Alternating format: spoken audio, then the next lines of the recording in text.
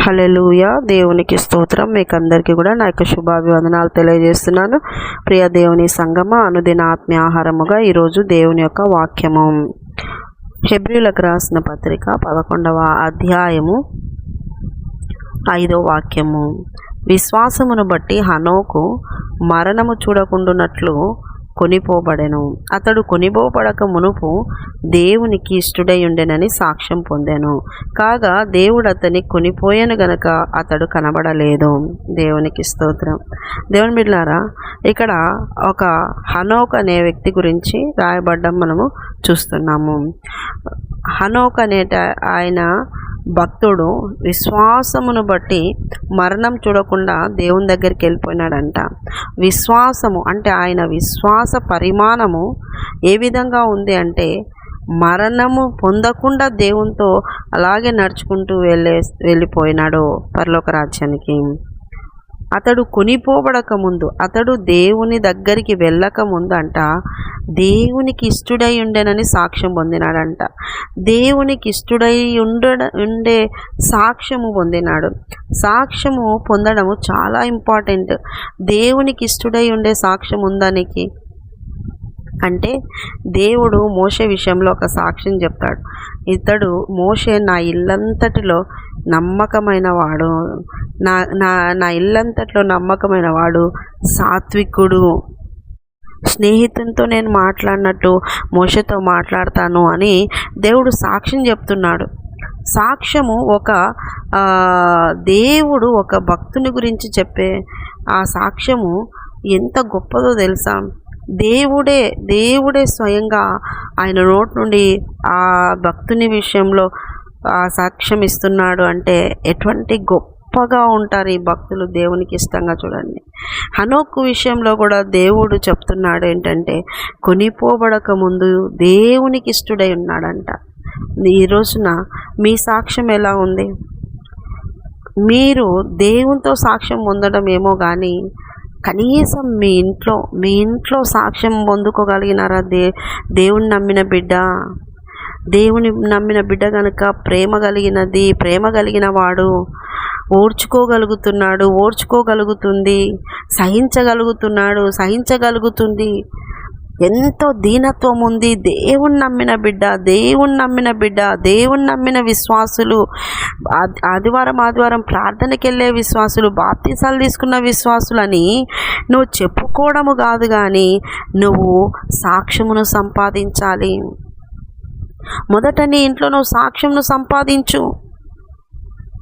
నువ్వు నీ ఇంట్లో వాళ్ళతో నువ్వు సాక్ష్యం సంపాదించుకున్నప్పుడు ఆ తర్వాత నువ్వు నీ వీధిలో, నువ్వు ఊర్లో అలాగ సాక్ష్యమును పొందుకుంటూ దేవుని కొరకు వెలిగేటువంటి ఒక దీపస్తంభం లాగా నువ్వు వెలిగేటువంటి దీపములాగా నువ్వు ఉంటావు. ఆ దీపము దీపస్తంభం మీద పెట్టబడి అనేక మంది చూసే విధంగా దేవుడు మహిమపరచబడతాడంట. హల్లెలూయా. ప్రియ దేవుని బిడ్డలారా, హనోకు విషయంలో దేవుడు ఇష్టపడినాడంట, ఇష్టడై ఉన్నాడంట. దేవుడు హనోకుని ఎంతగానో ఇష్టపడినాడంట. దేవుడే వచ్చి మాట్లాడుతూ ఉంటే హనోకు కూడా మాట్లాడుతూ ఉన్నాడు. అలాగా ఆ బంధం ఏర్పడింది. అలాగా దేవునితో మాట్లాడుతూ అలా మాట్లాడుతూ ఆయన దేవునితో సహవాసంలోనే ఉంటూ మరి పెళ్లి చేసుకొని భార్య పిల్లలను కూడా కన్నాడు. అలాగా కుటుంబ బాధ్యత నెరవేరుస్తూ ఇటు దేవునితో గడుపుతూ ఎలాంటి ఇబ్బంది లేకుండా, ఎక్కడ కూడా రిమార్కు లేకుండా అలాగే దేవునితో మాట్లాడుతూ లోకంతో కనెక్షన్ లేకుండా అలాగే ఆత్మలో దేవునితో శరీరముతోనే దేవునితో వెళ్ళిపోయినటువంటి వ్యక్తి హనోకు. దేవునికి స్తోత్రం. మరణమే చూడలేదంటండి. మరణము చూడకుండా వెళ్ళిపోయినటువంటి వ్యక్తి దేవునికి ఇష్టడైన సాక్ష్యం పొందినాడు. దేవునికి అతడు ఇష్టమైనాడు కనుక ఇక్కడ వద్దురా హనోకు అనేసి ఆయనను పరలోక రాజ్యం తీసుకెళ్ళి అక్కడ పెట్టుకున్నాడు. దేవుడు తనకిష్టమైన వాళ్ళ కోసం దిగి వచ్చినాడు. దేవుడు తనకిష్టమైన వాళ్ళతో మాట్లాడడానికి ఇష్టపడుతున్నాడు. దేవుడు తనకిష్టమైన వాళ్ళతో గడపడానికి ఇష్టపడుతున్నాడు. మరి ఈ రోజున దేవుడు ఆకాశం అనే ఆ సింహాసనం మీద నుండి తొంగి చూస్తూ ఉన్నాడు. ఈ రోజున నాకు ఇష్టమైన బిడ్డలు ఎక్కడున్నారు, నేను దిగి వెళ్ళి మాట్లాడాలని.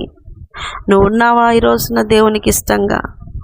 నీకు దేవుడు సమయం ఇస్తే ఆ సమయంలో దేవుని దగ్గర నువ్వు మోకాలేసి, నేను నీకు ఇష్టంగా ఉన్నాను, నువ్వు వచ్చి దిగి వచ్చి నాతో మాట్లాడు ప్రభువా అని అడిగే వాళ్ళు లేరు ఈ రోజుల్లో. ఎందుకంటే బిజీ బిజీ బిజీ బిజీ లైఫ్కి అలవాటు పడి బిజీ షెడ్యూళ్ళలో ఉండిపోతూ ఉన్నారు. దేవుడు దిగి వచ్చి నీతో మాట్లాడాలనుకున్నప్పుడు, దేవునికి ఇష్టమైపోయి నీతో మాట్లాడాలనుకుంటే, నువ్వు దేవునికి ఇష్టమైనటువంటి బిడ్డగా ఉన్నావా, అటువంటి క్రియలు ఉన్నాయా, అటువంటి సాక్ష్యం ఉందా, అటువంటి పరిస్థితిలో ఉంటే నువ్వు దేవుడు దిగి వచ్చినప్పుడు కూడా నువ్వు ఆయన కోసం వేచి చూసే బిడ్డగా ఉండగలుగుతావు. దేవునికి ఇష్టమైపోయిందంట నరులతో మాట్లాడడం. నరులందరితో మాట్లాడడానికి ఇష్టపడలే. అంతమందిలో హనోకుతో దేవుడు మాట్లాడడానికి ఇష్టపడినాడు. హనోకుతో గడపడానికి దేవునికి ఇష్టపడినాడు. దేవుడు దిగి వచ్చి హనోకుతో మాట్లాడి మరి విషయాలు చెప్తూ వచ్చినాడు. ఆ రోజున ఏదైనా తోటలో ఆదాముతో మాట్లాడడానికి, ఆదాము అవ్వలతో ప్రతి చల్లపూట మాట్లాడడానికి ఆయన దిగి వచ్చి మాట్లాడుతున్నాడు. ఎంత ప్రేమ అండి యేసయ్యకి! ఎంత ఇష్టపడుతున్నాడండి మాట్లాడడానికి మనుషులతో. ఎంతగా ఆయన దగ్గర కావాలని చూస్తే అంతగా ఆయనను దూరం పెడుతున్నారు, అంతగా ఆయనను బాధ పెడుతున్నాడు. ఆయన మనల్ని ఇష్టపడుతున్నారు, ఆయన ప్రేమిస్తున్నారు. అయితే దేవుని నమ్మనంలో ఒక ఎత్తు అయితే, దేవుని నమ్మి దేవునితో దేవుని బిడ్డలని ఒక ముద్ర వేయించుకొని విశ్వాసులని, క్రైస్తవులని, బైబిల్ పట్టుకున్నామని అటువంటి వ్యక్తులు కూడా ఆయనను బాధ పెడుతున్నప్పుడు ఎటువంటి పరిస్థితి ఉందో ఒకసారి ఆలోచన చేయండి.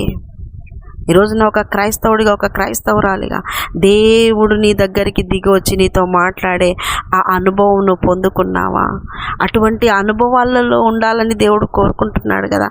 దేవుడే దిగి వస్తున్నాడండి మన కోసం. కొంత సమయం నువ్వు కేటాయించగలుగుతున్నావా? అంటే కేటాయించకుండా నీ సొంత ప్లాన్స్ వేసుకొని దేవునికి సమయం ఇవ్వకుండా వాటికి వీటికి సమయం ఇస్తే దేవునికి సమయం లేదని అలాగ గడిచిపోతుందని జీవితము, అలా గడిచిపోతుందా రోజులు? ఒకసారి జ్ఞాపకం చేసుకో. హనోకుని ఈరోజు దేవుడు నీతో మాట్లాడుతున్నాడు. హనోకుకు పెళ్ళై భార్య పిల్లలు ఉన్నప్పటికీ కూడా ఆయన కుటుంబ బాధ్యతలు నెరవేరుస్తూ, పిల్లల బాధ్యతలు నెరవేరుస్తూ, వాళ్ళకు కావలసినవన్నీ సమకూరుస్తూ మళ్ళీ దేవునితో అలాగా దేవుడు వచ్చి మాట్లాడే ఆ సమయాన్ని ఏర్పాటు చేసుకున్నాడు. దేవుడు వచ్చి గడిపే సమయాన్ని ఏర్పాటు చేసుకున్నాడు. దేవుడు మాట్లాడుతూ ఆయనతో అలాగే తీసుకెళ్ళి మరణం చూడకుండానే పరలోక రాజ్యంకి చేరే విధంగా హనోకు దేవునితో అనుబంధాన్ని కలిగి ఉన్నాడు. ఎటువంటి గొప్ప దేవుణ్ణి కలిగి ఉన్నామో చాలా గర్వించదగినటువంటిదిగా ఉంది. బైబిల్ అంతట్లో చూస్తే ప్రభువు దిగి వచ్చి మాట్లాడినాడు, ప్రభువు దిగి వచ్చి మాట్లాడినాడు. ప్రభు దిగి వస్తాడండి. ఈ రోజున కూడా నీ కోసం నా కోసం దిగి వచ్చడానికి ఆయన రెడీగా ఉన్నాడు. సమయం ఇచ్చే గుణము నీకుందా? సమయం ఇచ్చి వేచి చూసే మనసు నీకుందా? ప్రభువా, ఇదిగో నేను వేచి ఉన్నానయ్యా, రానైనా దిగి రానైనా నాతో మాట్లాడయ్యా, నాకు నేర్పించయ్యా, నన్ను నడిపించయ్యా, నాకు నడిపించి హనోకు వలె నైనా నేను కూడా నీతో పాటుగా నాయన నడవాలని ఆశ ఉందయ్యా. నేను హనోకు వలె నీ నోటి ద్వారా ఇష్టడును ఇష్టరాలను అని అనిపించుకోవాలనే సాక్ష్యం కావాలని కోరుకుంటున్నానయ్యా అని అనే విశ్వాసిగా ఉన్నావా? ఈ మాటలను మళ్ళీ మళ్ళీ చదువు. విశ్వాసమును బట్టి మరణం చూడలేదు, దేవుని దగ్గరికి పోయినాడు, దేవునికి ఇష్టడైన సాక్ష్యం పొందుకున్నాడు, దేవుని దగ్గర ఉన్నాడు. దేవునికి ఇష్టమైన సాక్ష్యం నువ్వు పొందుకున్నప్పుడు దేవుడు నిన్ను విడిచిపెట్టడండి. దేవుడు అటువంటి ప్రేమ కలిగిన దేవుడు, దిగి వచ్చిన దేవుడు ఇష్టంగా బ్రతికే వాళ్ళని చూసి విడిచిపెడతాడా? దేవునికి ఇష్టంగా బతకాలనే ఒక నిర్ణయము ఆయనను నీకు సమీపం చేస్తుంది తప్ప దూరం చేయదు. దూరంగా ఉండేవాడు కాదు దేవుడు యేసయ్య. ఆయన కోసం బ్రతకాలనే ఒక చిన్న నిర్ణయము. ఈ రోజున నేను దేవునికి వ్యతిరేకమైన అబద్ధము ఇంకా ఏమేమి ఉన్నాయి, చిన్న చిన్న విషయాలే, ఇవి చేయకూడదు, నేను ఈ రోజున ఈ సెల్లులో ఇవి మాట్లాడకూడదు, ఇవి చూడకూడదు అని చిన్నవి నిర్ణయాలు తీసుకున్నా ఆయన ఎంత సంతోషిస్తాడంటే, ఎందుకంటే దేవునికి ఇష్టంగా బ్రతకాలనే ఆశ నీలో పుడుతుందని, ఆ ఆశను క్రియల్లో చూపించాలని నువ్వు నిలబడినప్పుడు, తీసుకున్న తీర్మానాలను తీసుకున్నప్పుడు దేవుడు సంతోషపడతాడు. హల్లెలూయా. ఎవరి ఇష్టాల కోసం బతుకుతున్నావు ఈ రోజున? దేవుని ఇష్టం కోసం బతుకుతున్నావా? మనుషుల ఇష్టం కోసం బతుకుతున్నావా? మనుషుల ఇష్టాలు సంపాదిస్తున్నారా? దేవుని ఇష్టాన్ని సంపాదిస్తున్నావా? ఎవరి ఇష్టాల కోసం త్యాగం చేస్తున్నావు?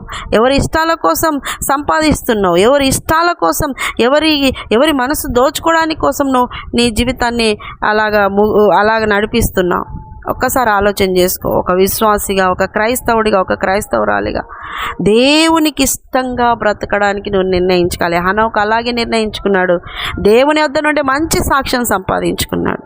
నువ్వు కూడా విశ్వాసుడిగా నిలబడి జీవిత యాత్రను అలాగా కొనసాగించుకుంటూ ఇష్టమును సంపాదించండి. దేవుడు ఇష్టపడే మనసు. దేవుడు దావీదుని అంటాడు, నా హృదయానుసారుడు అన్నాడు. దేవుడు ఇష్టపడినాడండి దేవుడు దావీదును. ఆయనకిష్టమైన మనసు ఉందా? ఆయనకిష్టమైన వ్యక్తిత్వం ఉందా? ఆయనకిష్టమైన గుణగణాలు ఉన్నాయా? ఓకే, చెప్పుకోవడానికే క్రైస్తవులు కానీ క్రియలు లేవు, గుణాలు లేవు, ప్రవర్తన లేదు, స్వభావం లేదు, వ్యక్తిత్వం లేదు, అంత సైతాను బుద్ధులు ఉంటాయి. పైగా ప్రార్థన, సైతాన్ని అలా కొట్టేసేయండి, ఇలా కొట్టేసేయండి, తరిమేయండి, ఏదేదో చేస్తుంటారు. నీలో ఉన్న చెడు, నీలో ఉన్న ఆ వాక్యము వ్యతిరేకమైన ఆ యొక్క గుణ లక్షణాలను నువ్వు తీసేసుకునే ప్రయత్నం నువ్వు చేసినప్పుడు వాడు ఆటోమేటిక్గా సాతానుగాడు నీ దగ్గర ఉండడు, వాడు వెళ్ళిపోతాడు.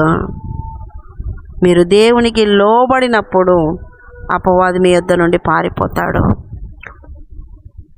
దేవునికి ఇష్టంగా బ్రతకడం నేర్చుకోండి. దేవుడు ఇష్టపడాలి. మీ జీవితాన్ని చూసి నా కోసం ఈ త్యాగం చేస్తుంది, నా కోసం ఈ త్యాగం చేసినాడు, నా కోసం ఇది మార్చుకున్నాడు, నా కోసం ఇది వదిలేసినాడు, అలాంటిది కలిగినప్పుడు నీ జీవితంలో దేవుడు చూసి ఇష్టపడతాడు. ప్రియ దేవుని బిడ్డలారా, ఎంత మంచి మనసు తెలుసా యేసయ్యది, ఎంత మంచి లక్షణమో తెలుసా, వ్యక్తిత్వమో తెలుసా యేసయ్యది. అంత ప్రేమించినాడు, దిగి వచ్చినాడు నీ కోసం. హల్లెలూయా.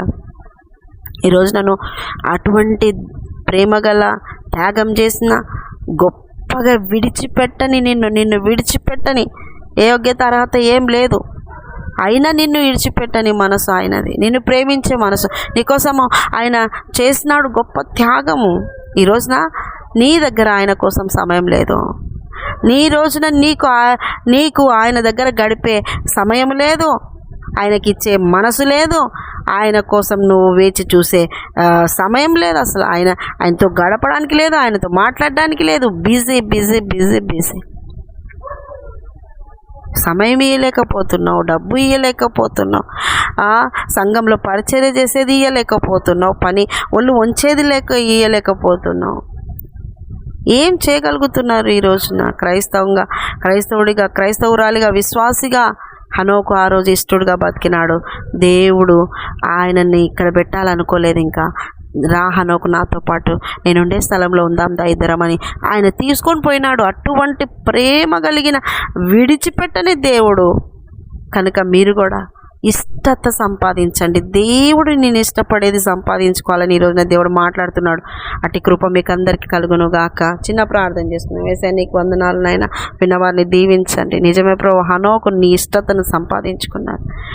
విన్నవారు మీ ఇష్టతను సంపాదించుకోవడానికి, సాక్ష్యం సంపాదించుకోవడానికి, వారి జీవితాల్లో ఏమి నీ కోసం వదిలిపెట్టుకొని, వాళ్ళు ఏవి నీ కోసం త్యాగం చేసి నీ ఇష్టతను సంపాదించుకోవాలని వారికి వాక్యం ద్వారా తెలియజేసి బలపరిచి రాకడకు సిద్ధపరచమని యేసు పరిశుద్ధ నామములో అడుగుతున్నాం మా తండ్రి.